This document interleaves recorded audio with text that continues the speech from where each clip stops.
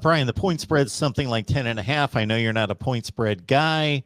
Ohio State fans, as you may be noticing in the chat, are rather confident that this is just an Ohio State win. I'm guessing the Notre Dame fans are more like, we can compete, we can win this game. I think it's going to be a heck of a game. What's your confidence level 3 months away, 4 months away? I'm not even there yet. I'm worried about getting to fall camp healthy. I mean, that's the coach in me, right? I'm not worried about that just yet. Look, here's the reality of it. If you want fans like Ohio State fans and Bama fans and Clemson fans to just stop assuming you're going to get your butt kicked when you play them, then stop getting your butt kicked when you go play them. It's as simple as that. So, so are you upset that it's a 10.5 point spread? I'm like, have you seen what Notre Dame has done in the past against teams ranked in the top 10? It's not pretty. Brian Kelly has a career 3-17 record against top 10 teams that finished in the top 10. And one of those wins was against a Michigan State team that at the time was unranked back in 2013. So no, I haven't thought a lot about the point spread, but we've got to see a lot. We've got to see how Tyler Buckner develops in the spring. Can he stay healthy? And also point spreads to me are little. I mean, like the Ohio State game in 2015, right? And Notre Dame had it down to a 7-point game in the third quarter. Like they just scored. It's kind of like, yeah, but it really wasn't that competitive of a game. It's like I've had a friend that argued with me about this, about the Michigan. Remember was it 4-15 where Ohio State was like barely beating Michigan at halftime. And my buddy was like, this is a really close game. I'm like, are you watching the same game I'm watching? Because this is Ohio State's like fumbling around. Like they're going to blow Michigan out in the second half. And that's exactly what happened. So end of the day, you could be up down 4, you're driving late in the game and you're trying to win it and you've got to go for it on 4th down and they pick it off, run it back. You lost by 11, right? I mean, that's why I hate point spreads. You just never know how a game is going to end. So right now, if Notre Dame wants to not be 10-point underdogs to Ohio State or not be a home underdog to Clemson, prove that you can win these games without needing their starting quarterback and 3 best defensive players to be out for the game.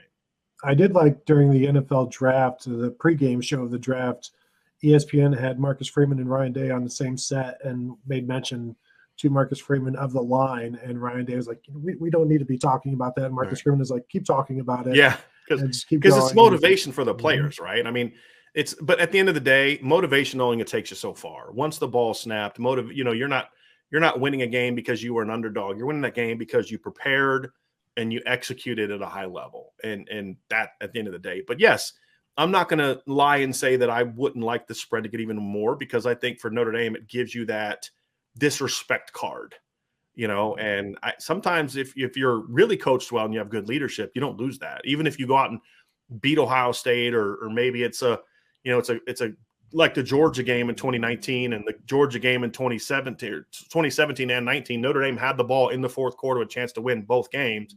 You fell short and say, hey, you know what?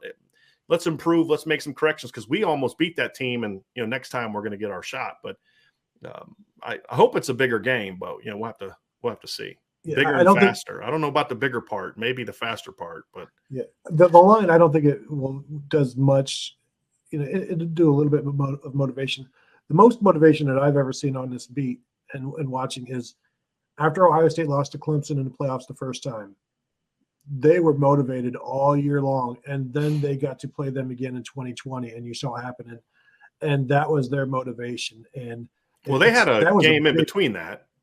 Well, from 2019, they had an entire season, but they were motivated by that playoff loss to Clemson in 2020. About the one in 16 or the one in 19? 19. Okay, gotcha.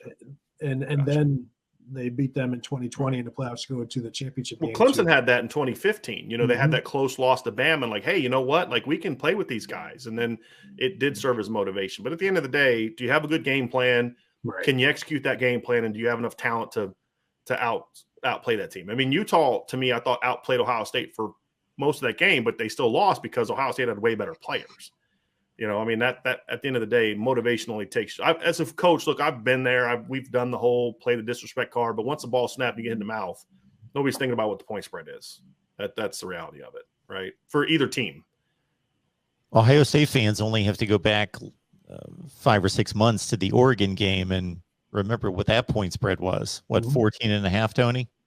Yeah, something like that. It was too high, it turns out. Yeah, well, and we've seen that from Ohio State in September's before. I mean, that's the thing is why I think point spreads early in the seasons are kind of nonsense. I mean, what was this point spread for Notre Dame going in Toledo game last year, right? Like, you really don't know what either one of these teams are going to be, and that's why I don't bet. But it's definitely why I would never bet on openers or games in the first month of the season, because you don't know what these teams are going to be. Especially when you're just trying to get out with a 1-point win any way you can. That's all you care about. That's it. That's it. No, and I'll say this. I mean, Ohio State may be faster than Notre Dame, but they're definitely not bigger than Notre Dame, especially when you look at the Notre Dame offensive line against the Michigan defense or the Ohio State defensive line. Well, especially if Ohio State is playing a 4-2-5, they've shrunk themselves by the process of it. Right.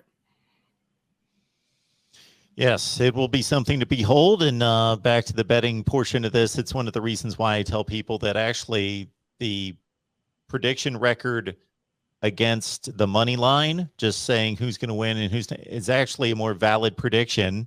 Obviously, it's going to be a higher percentage, but it's actually a more valid prediction than picking against the spread. Nobody quite understands my point there, but it's the point that Brian was making about having a beat on the game and thinking, okay, this thing's playing out exactly the way I thought, and then suddenly there's a scoop and score with 32 seconds left that doesn't have anything or the other way around of the game.